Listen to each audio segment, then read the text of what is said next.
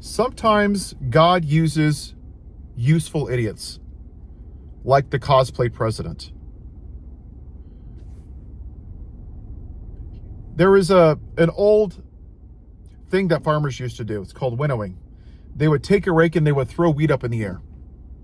And the chaff was like the shucks on the outside, and it would float away and the heads would fall to the ground, the heavier. And that's what we're seeing. We're seeing the people in the church who are actually the heads that fall to the ground, people of faith, and you're seeing the chaff, the red hatters. Last week, a lot of people left their churches. Think about this. They left because their pastor wouldn't say the name of a racist podcaster who supported an adjudicated rapist president just because the pastor wouldn't say their name. Yeah, it's nuts. Think about those words. That's why they left their church. Between 40 and 47,000 people die every year from gun violence. There's over 500 mass shootings. They didn't seem to leave the church when they didn't say their names. Those same Pharisees were fine with January 6th, the violence then. They ignored that.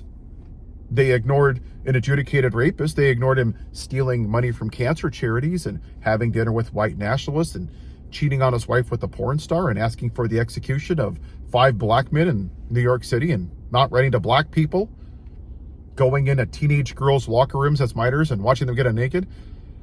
That's all okay in your church, right? You're fine in that your church doesn't speak out about that. But your pastor won't say the name of a podcaster and you left. That's the chaff that we're talking about. You shouldn't be in church because you're not there for the right reason. You're there to check off that you've done your weekly Christian to-do list. Own the libs, watch 80 hours of Fox News, own the libs, worship my orange antichrist, own the libs, demonize trans people, demonize gay people. Woo! It's really tiring being a Christian with a red hat. Where's your compassion and kindness? King Solomon said to love thy neighbor as if to heap hot coals on their head. But you hate the Democrats and you cheer. He hates Taylor Swift and you cheer. He said during the 1930 style rally on Sunday that I'm not going to forgive my enemies. No, I hate them. Yeah, that's exactly what Jesus did. What God's doing is showing the moral rot within the church. During the time of Jesus, the Sanhedrin crucified Jesus in the name of God, just like MAGA does now, right? Everything is God, God, Jesus, Jesus, God, God, gold crosses and Bibles. Because Jesus wouldn't conform to their religious ideology. They justified violence, and they chose Barabbas, an earthly king. During the time of Samuel, they asked for an earthly king. 2016, they wanted an earthly king. 2024, they wanted an earthly king. Yes, white supremacy, and they would never vote for a black woman, that's part of it. But they've never wanted Jesus.